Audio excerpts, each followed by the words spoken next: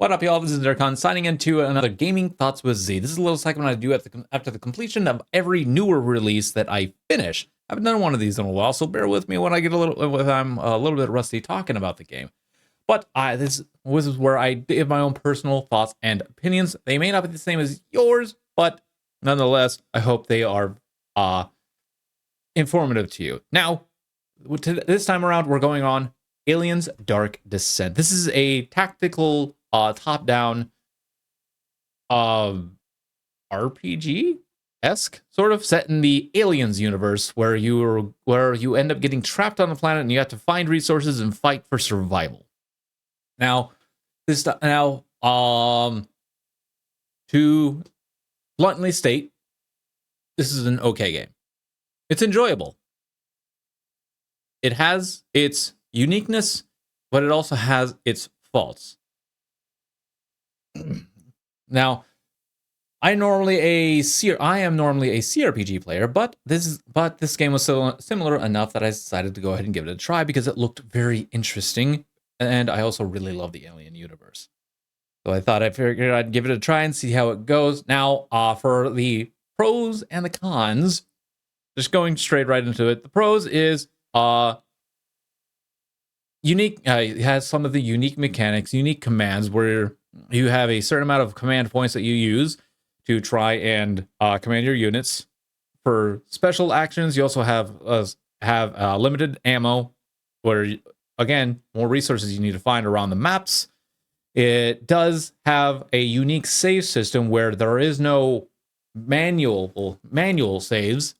It is all auto saves. However, there is a little mechanic that is technically a manual save, and that's its shelter system, where you do go there to essentially recuperate, refresh, get down what is called the stress system, because this does involve a stress system, and the more stressful your Marines get, the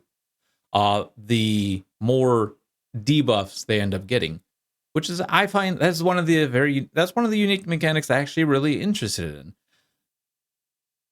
It does have unique. It does have a few classes. It's not very expansive on its class system nor its actual mechanic system, which I will get a little bit more into. Basically, you have a total of 5 classes that you ended up choosing from once your Marines get to a certain level. But it's not very expansive in that genre. Now, I will be a little bit spoilery, but you do end up having a little bit later in the game, you do end up having a sort of a time limit in order to finish the game. There's also multiple difficulties. I played on the second hardest difficulty, and it was really enjoyable. I actually did like the game. However, it does have its faults, such as back to its management system. Unfortunately, you are unable to control any of your units one at a time. It is group management, where you're unable to choose this guy to go over here or this Marine to go over here. They all go to one place or together or nowhere, or they just stay or nowhere at all. And the only way I was able to find to circumvent that for certain special abilities that I won't spoil is to do certain mechanics that force them to move, but it gets a little bit complicated with that, which is not something I was intrigued about. I was really happy about, which also ran into a lot of technical difficulties trying to maneuver my Marines, and came a little bit of a clusterfuck. It was all sorts of weird. Also has this. Did I talk about the save system? Just in case, the save system is also weird. There's no manual save. It's the auto save that you get into shelters. Oh wait, I did talk about that. I do apologize if I do a repeat. I'm just trying to go through everything in my head. which is also another downside. The fact that you can't really manual save does make things a lot more difficult. There's no quick saves either. So it's just the game only saves at certain points in the game, on the map, and when you shelter. However, sheltering does take up a tool resource, which is another resource you have to essentially find around the maps or buy within your right before the mission start menu, which you do have. You do end up getting a certain material resource that gives you essentially currency to buy certain abilities, certain tools, and resources for the entire map run. So another downside, there was definitely a lot of bugs. There was definitely a lot of definitely a lot of bugs. Not really performance issues, but definitely a lot of bugs. Especially specific bugs for specific maps, such as I won't spoil which map this was, and hopefully they get this fixed up. And that's you weren't able to autosave. It would not save except in specific spots. So in normal cases, like you would essentially force a auto save, which is technically the manual save with the shelter system. However, in this map, due to some form of bug, it wasn't allowing to save. It wasn't saving, even though when you click the rest to rest,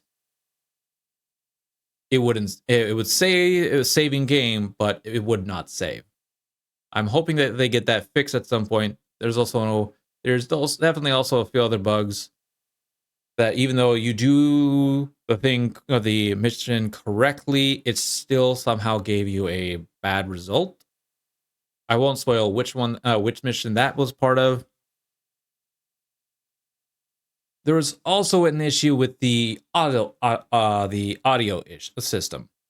For some reason, the cutscene audio and the gameplay audio really were completely separate, as there were two completely entities, and you could not control the cutscene audio, period, no matter what, not even with master volume. I even had all my stuff set to low settings, but unfortunately the cutscene audio was still extremely loud. So that was a bit unfortunate. So it actually almost peaked my audio a few times. So I'm not really happy about that. Now, the voice acting, I will say, was okay. It wasn't the best voice acting. There's definitely some funny moments into it. But all in all, it was sort of straightforward and serious. So there was also definitely the map system. I will also say it was a little weird, because sometimes when there's multiple levels, it doesn't exactly tell you the direction you're supposed to go if you're not on the right level. Instead, it will point you in some completely random area, and you're wondering where that's even leading you, when actually you need to head over here to this elevator to go onto this floor. It was the map system definitely map system tracking system is definitely weird. Much like the marine control system, I seriously do wish that they actually changed that up, where you're actually able to control each individual character instead of just complete group character, unless you do like a little workaround with certain skills. The music was okay. It was enjoyable, very Aliens-esque. Definitely some stuff that needs stuff that not the best, but it was okay. It was enjoyable. Atmosphere. I feel they actually nailed the atmosphere quite well in the game, even though it's mostly top down.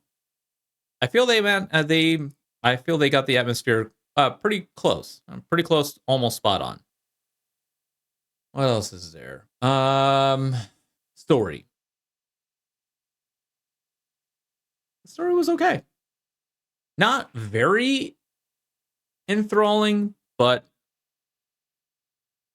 I more or less enjoyed the game for its mechanics and its gameplay more so than the story. But the story was okay, but it was a little bit straightforward.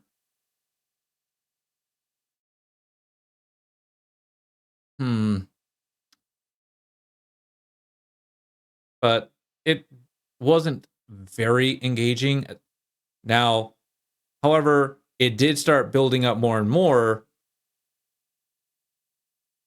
until I will say the end of the game. I won't give very many spoilers. However, I will say to me, the ending of the game felt a little bit lackluster, especially the final mission. The final mission felt like, I don't normally like saying this, but if I felt more, it felt like it should have had more cutscenes than gameplay because, well, there wasn't much gameplay in the final mission. Not until like closer to the end, but then even at the end, it was just like, why not just make this kind of cutscene and skip all this? Because this is just kind of tedious and unnecessary. Like I said, I'm not going to go like completely into detail or completely into spoiler territory because it just felt a bit lackluster. Like it actually did start out okay. The game started getting better and better and better, and then the final mission happened, and it was just like, okay, why? Or that's essentially how I felt. For the price range where it's at, I can't remember what it was. I think it was about $20. I think it was about $20. Oh, it's about $40. I myself would actually say it's probably not worth the $40, but I would definitely play this. Yeah, I don't feel like it would be worth the $40 over if it was. I would definitely recommend it on like maybe a sale or something because it definitely has its uniqueness. It's definitely enjoyable, aside from some minor bugs or actually major bugs that nearly actually caused me to wait until the bugs got fixed, and then I was like, no, just power through it because I wanted to get it done. At the end, nearing the end, I did feel like some of this side stuff really didn't matter. Like it does have some side content that you can do, but in the end, all that side stuff, it turns out you can actually just finish it up in one run, which you can actually do multiple mission deployments. However, they take on different.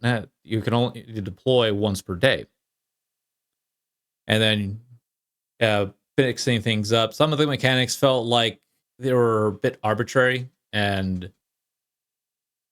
primarily the alien aggression system. It didn't at first. It felt like a unique aspect to the game. Like the more essentially aggressiveness the game gets, the harder it's going to be. And then later, a little bit later, it just felt like the whole aggressive system because it does have a max, and at that point, it just felt unnecessary. There's definitely some mechanics that I feel like they could have gotten a little bit more thought into, but all in all, I actually enjoyed it. Definitely some takeaways. There's definitely some takeaways that I didn't really care for, but hopefully this was a informative one. Even though I stuttered a little bit too much, I do apologize for that. But I hope you enjoyed, nonetheless. So other than that, if you do wish to see my playthrough, I do have a link down at the in the description below. So hopefully you check out the playlist. Hope you enjoy. Other than that, thank you for watching this segment. And as always, stay active, stay connected, and I hope to see you all next time. Zircon, signing out. Bye, y'all.